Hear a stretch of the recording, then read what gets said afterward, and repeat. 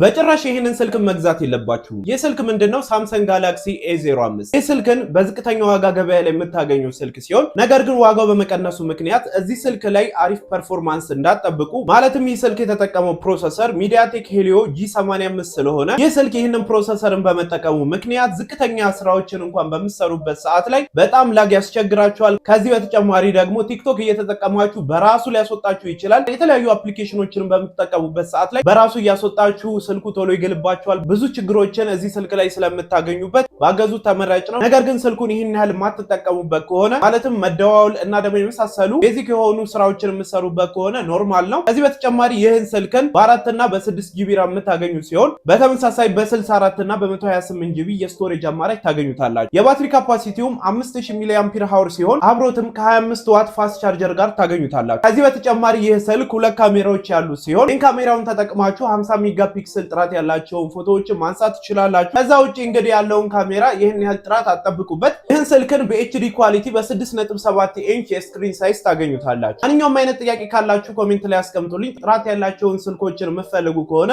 ቴሌግራም ቻናል ላይ ስቶራችንን ሊንክ አስቀምጬላችኋለሁ። ገብታችሁ መርጣችሁ መግዛት ትችላላችሁ። እንደዚህ አይነት ቪዲዮ የሚመቻችሁ ከሆነ ፎሎ ላይክ ማድረጋችሁን እንዳትረሱ።